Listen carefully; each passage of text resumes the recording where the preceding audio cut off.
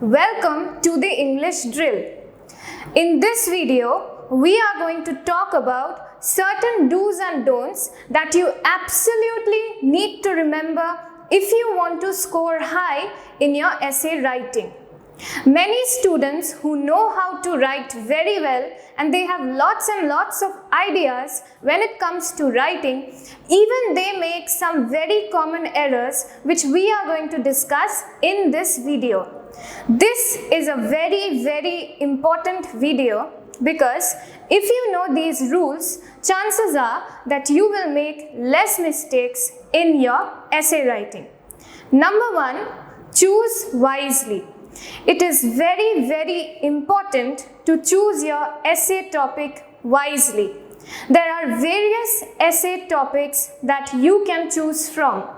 There's a descriptive composition, a narrative composition, an argumentative composition, a picture composition, and story writing. Remember, descriptive and narrative essays are the easiest to score and they are the safest topics that you can choose because most of the time they come with various subcategories which are very scoring.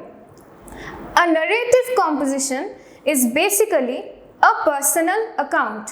So if you are attempting a narrative composition, make sure you have enough personal experiences to base your essay on. A descriptive composition, as the name suggests, is all about descriptions. But remember, if you want to score high in a descriptive essay, you cannot just describe what you see, but also incorporate all your other sense organs.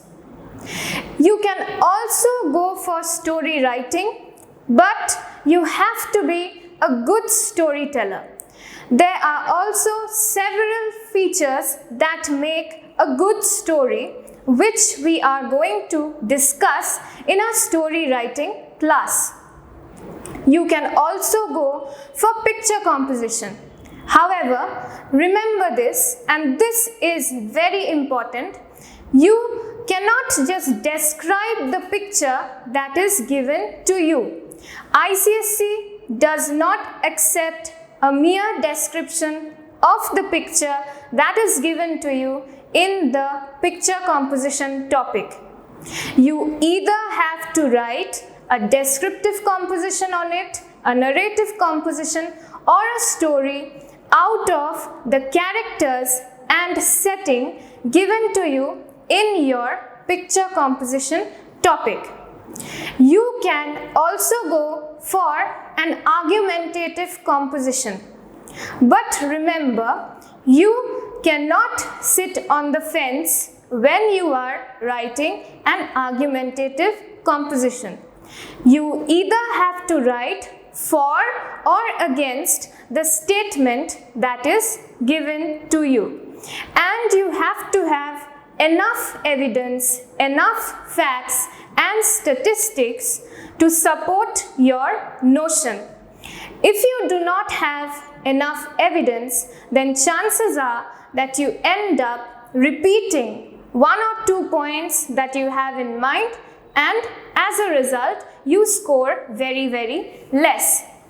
So remember, it is very important to choose wisely, because if you choose wisely, then half your battle is won. Number 2, try to choose a topic that has many subcategories.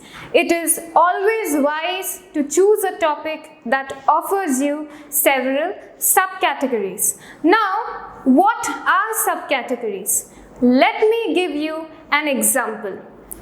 In ICSE 2016, there was this topic given under the narrative composition, which I am going to read out to you now. Narrate an incident from your experience when you expected to do well, but for some reason you were unable to do so.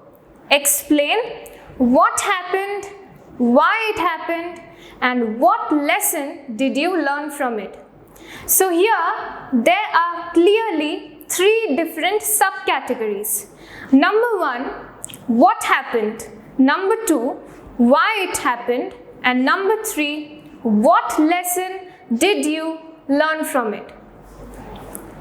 Remember, it is very, very important that you do not miss out on any of these subcategories, because each of these subcategories carries separate marks. So it will be wise if you underline these different subcategories in your question paper itself, so that you remember not to miss any of these points. It is also very important to maintain the sequence of the subcategories when you're writing the essay. Organize the ideas in your head in a logical manner and then set out to write an effective introduction. Number three, address your topic right in the introduction itself. Your examiner should know what you're writing on the moment they read your introduction. Do not give a vague and general introduction and then start writing on the topic from the next paragraph. Rather, you should begin with your topic in the introduction itself. Try and create a catchy introductory line. If you're attempting a narrative composition or a story, you can begin with a dialogue. You can also begin with a famous saying or a proverb. However, always remember there has to be a link or some relevance between your introductory line and the topic you've chosen to write on. Do not make your introduction too long. You have to write 5 to 6 sentences minimum, 8 sentences maximum. But remember, I'm talking about sentences and not lines. Your introduction should be absolutely flawless. No grammatical mistakes, no syntactical mistakes. Do not make any spelling errors in your introduction. If you've made any mistakes, do not at any cost scribble. You can strike through with one single line, but do not scribble. Always remember, a good and flawless introduction creates a very, very good impression. Number 4, avoid digits. Instead of writing 1, 0, 10 boys, write TEN 10 boys. Instead of writing 8 AM in numbers, spell it out. Write 8 o'clock. Instead of writing 12 AM or 12 PM, write 12 noon or 12 o'clock in words.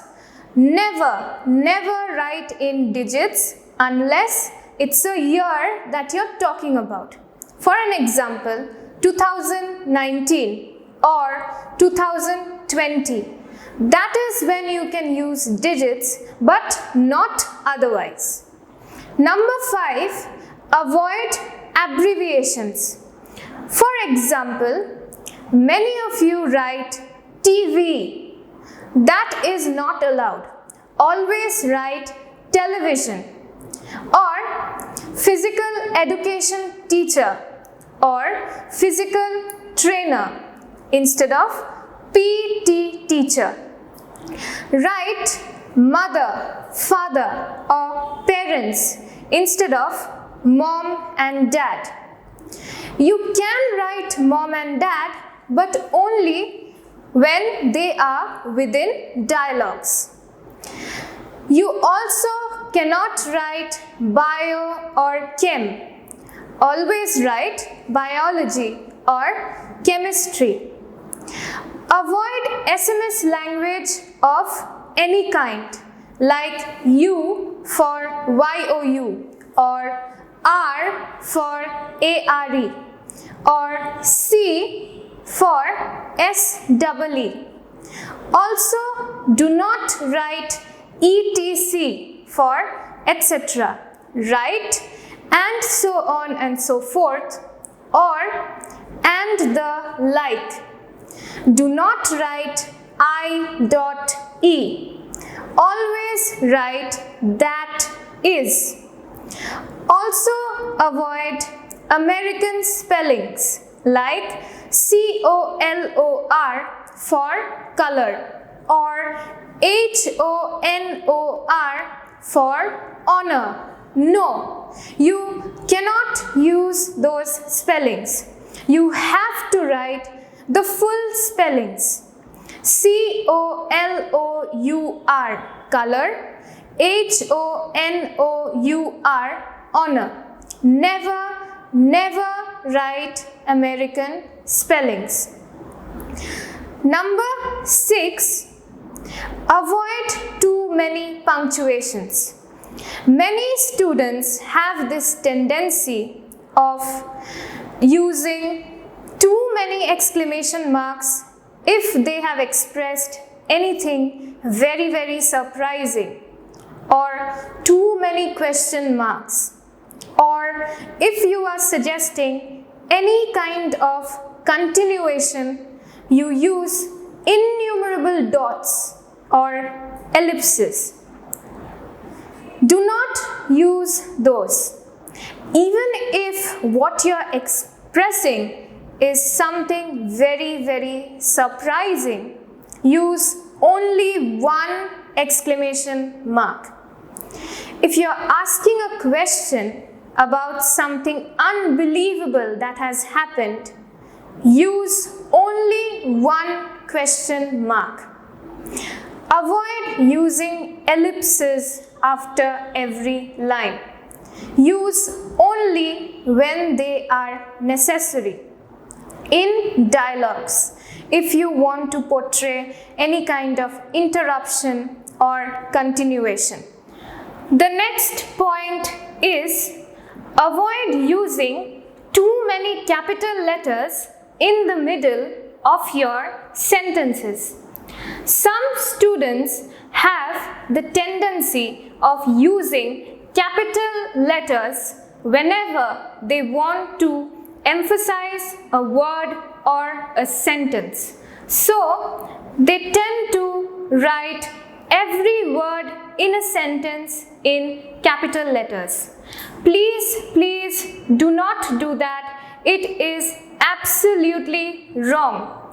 You can write 1 or 2 sentences in capital letters only if you want to portray a character shouting or screaming at someone else. Capital letters can be used in certain situations only.